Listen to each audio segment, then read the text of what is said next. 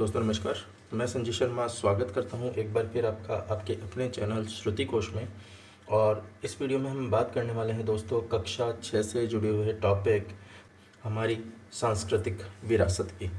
तो ये कक्षा 6 का ये चैप्टर है जिसकी आज हम चर्चा करेंगे यहाँ पर। तो शुरू करते हैं। ये हमारी सांस्कृतिक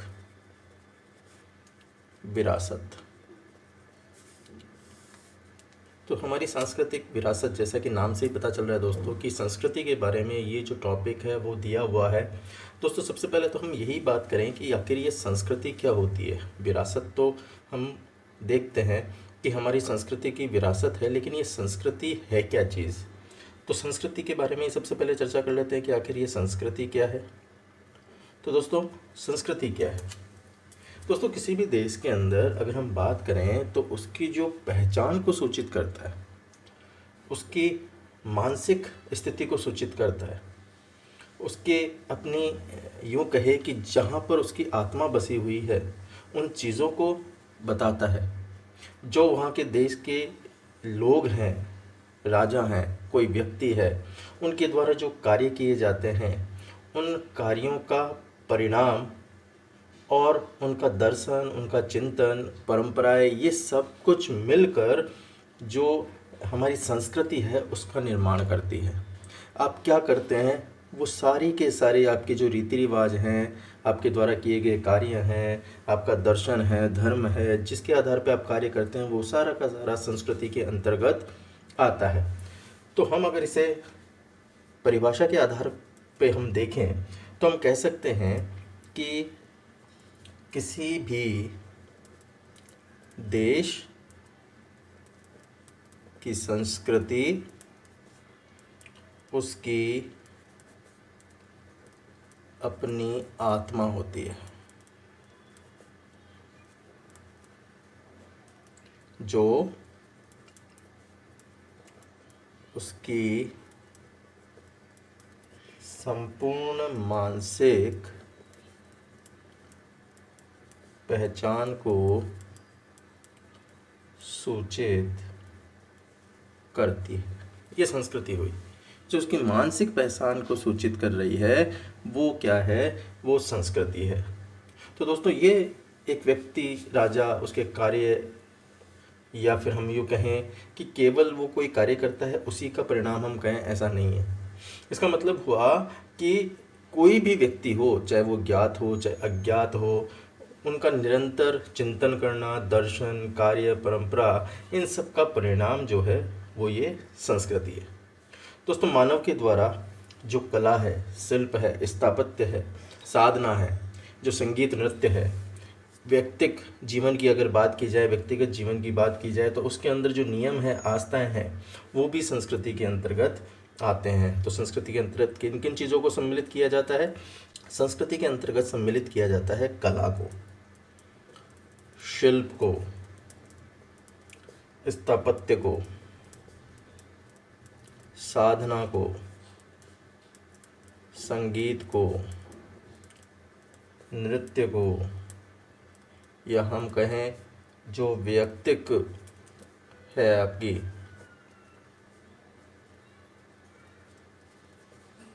व्यक्तिक जीवन जो है, उसके नियम, उसकी आस्था, ये सारी जो चीज़ें हैं ये संस्कृति के अंतर्गत आती है। तो दोस्तों देश और काल में संस्कृति के अगर स्वरूप की बात की जाए तो जो मानवीय प्रयत्नों के बदलाव आते रहते हैं, उसके साथ साथ धीरे धीरे संस्कृति का जो है वो विकास होता जाता है। तो ये सारी चीज़ें इस संस्कृति से जुड़ी हुई है। अब हम बात करते हैं देखिए विरासत की। तो विरासत के अंदर क्या चीज़ है। विरासत के अंदर आपके जितने भी महल वगैरह बने हुए हैं, स्तूप बने हुए हैं, चैत्य विहार बने हुए हैं, गुफाएं बनी हुई है, ये सारे के सारे किस में आते हैं, ये आपकी विरासत के अंदर आते हैं, जिनको आज भी हमने संजो के रखा हुआ है।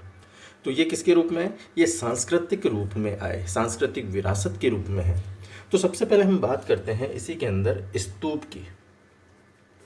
स्तूप, आखिर ये स्तूप क्या होता है।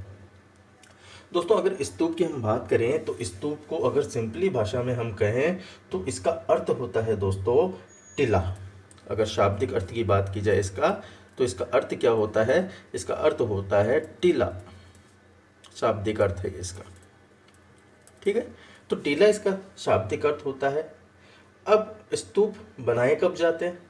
दोस्तों स्तूप बनाए जाते हैं जैसे कोई व्यक्ति है, वो अगर एक्सपायर हो जाता है, मर जाता है, तो उसके जो अस्थियां हैं उनको दफना कर उसके ऊपर जो गोले बना दिए जाते हैं, ऐसी स्थिति जो है टीलों के रूप में वहाँ पर बना दी जाती है, ऐसी स्थिति जो है वो कहलाती है स्तूप। अगर हम इसकी बात करें परिभाषा की, तो हम कह सकते हैं कि अस्थियों के ऊपर मिट्टी एवं ईंटों आदि से बनाए जाने वाले अर्ध गोलाकार टीले को क्या कहा जाता है? स्तूप कहा जाता है। अर्ध गोलाकार टीला क्या कहलाता है? स्तूप कहलाता है। यानी अगर मैं बात करूं तो मान लीजिए यहाँ पर ये अस्थियाँ वगैरह कुछ दफन है मान लीजिए नीचे, तो इसके ऊपर जो इस तरह का ये अर्ध गोलाकार ये टीला बनाया जाएगा, यही क्या कहलाएगा? ये कहलाएगा स्तूप कहलाएगा। ठीक है दोस्तों, आगे अगर हम बात करते हैं इसमें, तो स्तूप बनवाए क्यों जाते थे पूर्व के अंदर? दोस्तों स्तूप इसलिए बनवाए जाते थे कि जो श्रेष्ठ भिक्षुक थे, उन श्रेष्ठ भिक्षुओं की सम्मान के अंदर स्तूप बनवाए जाते थे। श्रेष्ठ भिक्षुओं के सम्मान में क्या बनाए जाते थे? स्तूप बनवाए जाते थे। तो श्रेष्ठ भिक्षु जो थे उनके सम्मान के अंदर ये स्तूप जो है वो बनवाए जाते थे। और अगर हम बात करें शाक्य मुनि की, तो शाक्य मुनि गौतम बुद्ध ने अपने शिष्यों से कहा था कि अगर उनके जो अवशेष हैं उनको अगर रखा जाए तो फिर वो अवशेष जो उनके रखे जाएंगे वो किस में रखे जाएंगे? वो स्तूप में रखे जाएं। ये वो कह के गए थे अपने शिष्यों से। तो इसीलिए जो बुद्ध थे उनके अवशेषों को 8 भागों में बांटकर अलग अलग स्थानों के ऊपर ये जो स्तूप थे ये बनाकर उनको रख दिया गया, उनके अवशेषों को रख दिया गया। ठीक है, तो अगर हम यहाँ बात करें शाक्य मुनि की, शाक्य मुनि गौतम बुद्ध ने क्या कहा अपने शिष्यों को? अपने शिष्यों से उनके अवशेषों को स्तूप में रखने के लिए कहा। अब देखिए यहाँ पे प्रश्न बनता है सीधा सीधा, ये क्यों लिखा है मैंने आपको लाइन, यहाँ सीधा सीधा प्रश्न बनता है कि किस शाक्य मुनि ने अपने शिष्यों से उनके अवशेषों को स्तूप में रखने के लिए कहा? तो गौतम बुद्ध ने ये कहा था कि सब मेरे जो अवशेष हैं उन्हें स्तूप में रखा जाए। ठीक है, अब यहाँ पे बात की गई कि ये अवशेष कहाँ रखे गए, तो इन अवशेषों को जो दोस्तों स्तूप में रखा गया वो 8 भागों में बांट दिया गया। इनको 8 भागों में बांटकर 8 अलग अलग जगह इनके स्तूप बनाए गए और इन स्तूपों के अंदर रख दिया गया। तो 8 अलग अलग जगह स्तूप बनाकर इनको रख दिया गया। जो शाक्य मुनि के अवशेष थे, गौतम बुद्ध के अवशेष थे, उनको रख दिया गया। अब यहाँ पर एक चीज़ और हम देखें कि ये स्तूप जो है, स्तूप है क्या? दोस्तों स्तूप में एक धातु मंजूषा के अंदर, स्तूप में एक धातु मंजूषा में बौद्ध भिक्षुओं का जो अवशेष थे उन अवशेषों को रखकर क्या कर दिया जाता था, अलग अलग, हमने कहा ना, अलग अलग जगह उनको बनाकर रख दिया जाता था स्तूप में, और ये जो थे ये मिट्टी के टीले में दबा दिए जाते थे। मिट्टी के टीले में इनको गाड़ दिया जाता था, ये गाड़ दिया जाता था मिट्टी के टीले में। तो इस प्रकार के स्तूप जो है वो बनाकर और फिर उनको मिट्टी के टीले में उनको दफना दिया जाता था, गाड़ दिया जाता था। तो अब ये स्तूप जो थे वो किस रूप में काम में लिए जाते थे? ये दोस्तों स्तूप जो थे अब कोई स्मारक जैसे नहीं थे, क्योंकि हमने कहा कि हमने अस्थियों को उसके अंदर दबा दिया, तो स्मारक के रूप में ना रह के ये क्या हो गए, ये पूजा स्थल के रूप में रह गए। तो पूजा स्थल के आधार पर इनको पवित्र रूप से माना जाता था, और धीरे धीरे पहले ये एक टीले के रूप में थे, लेकिन धीरे धीरे इनका फिर बाद में आकार परिवर्तन होने लगा, और बाद में ये जो स्तूप थे ये स्तूप किसके बनाए जाने लगे, इनमें ईंट व पत्थरों का जो प्रयोग था वो किया जाने लगा, और ईंट और पत्थरों से ये बनाकर इसके ऊपर क्या कर दिया जाता था, एक छत्र लगा दिया जाता था। छत्र लगा दिया जाता था जिससे कि क्या है, ये पूजा के रूप में जो काम में लेते थे वो पूजा स्थल के रूप में ये देखे जाते थे। और फिर इनके चारों तरफ क्या कर दी जाती थी, इनके चारों तरफ एक परिक्रमा बना दी जाती थी।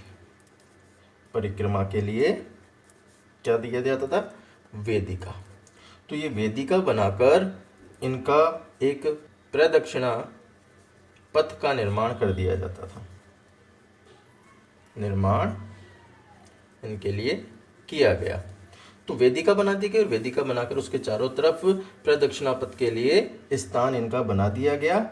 और यहाँ पर जो ये स्थान बनाया गया, जो गलियारे बनाए गए, उन गलियारों के अंदर क्या लगा दी गई, गलियारों के अंदर लगा दी गई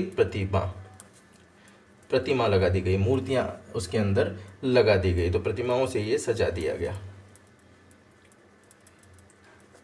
तो इस प्रकार धीरे धीरे इनका जो निर्माण था वो परिवर्तित हो गया। पहले जहाँ पे ये मिट्टी के टीले के रूप में बनाए जाते थे, बाद में फिर ईंट और पत्थरों से बनाकर उनके ऊपर छत्र लगा दिया जाता था, और फिर चारों तरफ परिक्रमा के लिए स्थान बना दिया जाता था जिसमें वो परिक्रमा करते थे। जैसे आप मंदिर रहते हैं तो मंदिर के अंदर क्या करते हैं, परिक्रमा करते हैं, तो वैसे ही यहाँ पे भी प्रदक्षिणा पथ का निर्माण कर दिया गया और चारों तरफ परिक्रमा के लिए ये स्थान लगा लिया गया।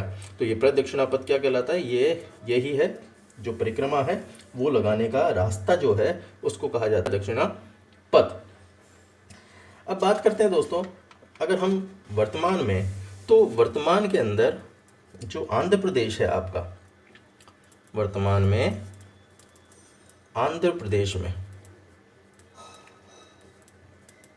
एक दोस्तों कृष्णा नदी का नाम आपने सुना होगा। तो कृष्णा नदी के तट पर अमरावती शहर है, अमरावती शहर। यहाँ से देखिए 2-3 प्रश्न इस लाइन से आपके क्लियर होंगे। आंध्र प्रदेश में कृष्णा नदी के तट पर अमरावती जो शहर है उसमें अमरावती नाम से श्वेत पाषाण का मतलब क्या है, संगमरमर से निर्मित क्या है, स्तूप है। अब देखिए श्वेत पाषाण से निर्मित प्रसिद्ध स्तूप कहाँ स्थित है, तो अमरावती शहर में स्थित है। नाम क्या है इसका, अमरावती है। और अमरावती शहर किस नदी के तट पर है, तो कृष्णा नदी के तट पर है। कृष्णा नदी आंध्र प्रदेश में। तो इतने प्रश्न जो है आपके इस लाइन से निकलकर सामने आते हैं। इसी के साथ साथ अगर और बात की जाए प्रसिद्ध स्तूपों की, तो आपने सुना होगा सांची का महास्तूप, सांची का महास्तूप। और ये सांची का महास्तूप कहाँ है, ये है दोस्तों मध्य प्रदेश में, ठीक है। और अगर हम बात करें तो आपने सुना होगा भारहूत स्तूप, भारहूत स्तूप। ये भारहूत स्तूप के जो अवशेष हैं वो अवशेष कहाँ मिले हैं, भारहूत स्तूप के अवशेष ये हैं दोस्तों भारतीय जो आपका संग्रहालय है, कहाँ है ये? कोलकाता में। तो भारतीय संग्रहालय कोलकाता में ये भारतीय भारहूत स्तूप के अवशेष जो हैं वहाँ पर स्थापित हैं वर्तमान में। तो ये कुछ जानकारी हमने बात की स्तूपों के बारे में। अब अगर हम बात करें इसी के एक और भाग की, जिसको कहा जाता है चैत्य और विहार। क्या कहा जाता है दोस्तों? ये कहा जाता है चैत्य और विहार। चैत्य और विहार की बात करते हैं। इसमें सबसे पहले बात करते हैं हम चैत्य की, कि चैत्य क्या है। दोस्तों, कई बार आपने देखा होगा कि पहाड़ों पर कुछ गुफाओं का निर्माण कर दिया जाता है। तो उन गुफाओं के अंदर पहले जो हमारे भिक्षुक थे वो वहाँ पर रहा करते थे।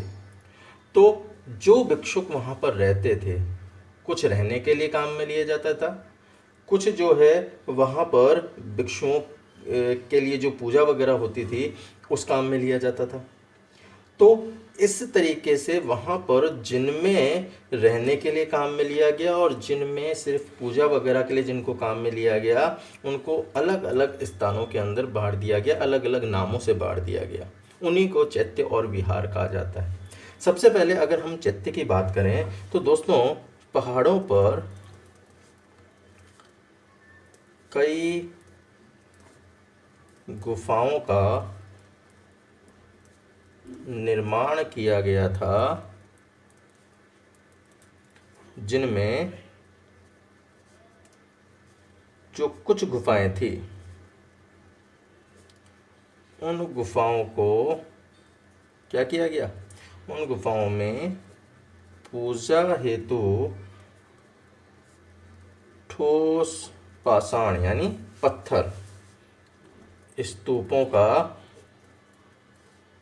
निर्माण किया गया। और ये जो निर्माण किया गया, ऐसे पूजा स्थली क्या कहलाते हैं? चैत्य कहलाते हैं। तो चैत्य क्या हुआ? चैत्य हुआ जो पूजा स्थल गुफाओं के अंदर बनाए गए, उन पूजा स्थलों को चैत्य कहा जाता है। ठीक है। तो अब यहाँ पर दूसरी चीज़ हम देखें कि विहार क्या, इसको भी साथ में हम यही देख लेते हैं। अब एक चीज़ तो क्या हुई? एक चीज़ तो जहाँ पर पूजा हेतु जो स्तूपों का निर्माण किया गया वो कहलाए चैत्य। ठीक है। अब दूसरी चीज़, कुछ ऐसी गुफाएं जिनका निर्माण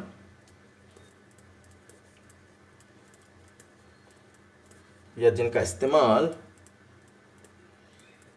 भिक्षुओं के रहने के लिए होता था, उन्हें क्या कहते थे? ऐसी गुफाओं को विहार कहा जाता था। अब देखिए यहाँ पे भी एक चीज़ निकल कर सामने आई है कि विहार क्या? भिक्षुओं के रहने के स्थान, उन्हें तो विहार कहा जाता है। और पूजा के लिए जो स्तूप निर्माण किए गए हैं या गुफाओं के अंदर जो पूजा स्थल बनाए गए हैं उनको चैत्य कहा जाता था। तो दोनों चीज़ें यहाँ पर ये थी। अब विहार की अगर कुछ और हम बात करें विशेषताओं की, तो हम यहाँ पे देखते हैं कि विहार जो थे वो क्या थे? विहार 2 या 3 मंजिलों के ये बने हुए होते थे। 2 या 3 मंजिला ये होते थे, 2-3 मंजिलों के ये होते थे। और इनमें कौन ठहरते थे? इनके अंदर ठहरते थे भिक्षु ठहरते थे। और क्या करते थे? पढ़ाई करते थे। और क्या करते थे? ध्यान करते थे। और क्या करते थे? विचार विमर्श करते थे। ये सारे कार्य जो हैं ये विहारों के अंदर किए जाते थे। तो चैत्य और विहार क्या हुए? तो पहाड़ों पर गुफाओं का निर्माण किया गया और उन गुफाओं में पूजा हेतु ठोस पाषाण जो स्तूप बनाए गए वो चैत्य कहलाए, और कुछ गुफाओं का निर्माण जो है वो रहने के लिए किया गया, ऐसी गुफाओं को विहार कहा गया। और विहार क्या थे? विहार 2 या 3 मंजिला ये होते थे, जिनके अंदर जो भिक्षु रहते थे वो ठहरने के अलावा क्या करते थे? ठहरने के अलावा वो वहाँ पे पढ़ाई करते थे, ध्यान करते थे, अनेक विषयों पर विचार विमर्श करते थे।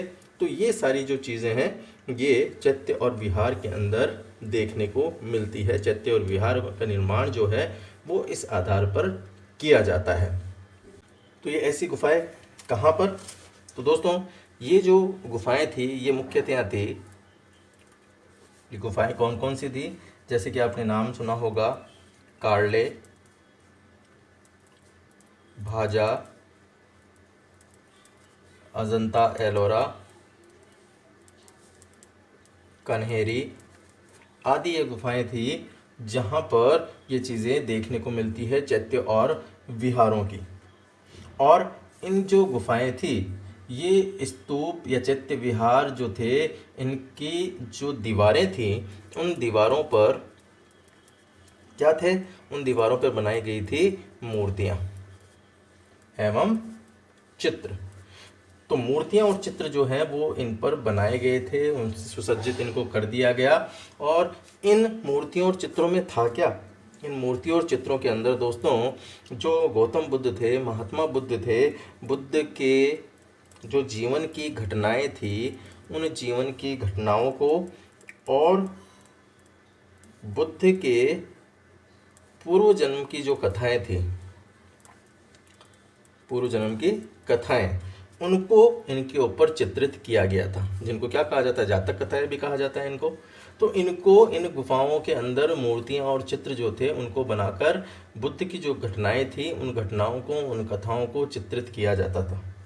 कई कई जो गुफाएं हैं उन गुफाओं के अंदर जो पशु पक्षी थे उन पशु पक्षियों का भी चित्रण किया गया, प्रकृति का भी चित्रण इनके अंदर मिलता है। प्रकृति का भी चित्रण यहाँ पर मिलता है कई गुफाओं के अंदर। और इसके अलावा कई व्यक्ति आपने देखे होंगे जो दान देते हैं, जैसे राजा है, श्रेष्ठ व्यापारी है, या अन्य कोई लोग हैं जो दान देते थे, उनके जो नाम हैं वो भी उत्कीर्ण किए जाते थे। तो दान देने वाले व्यक्तियों के नाम उत्कीर्ण किए जाते थे इनके ऊपर।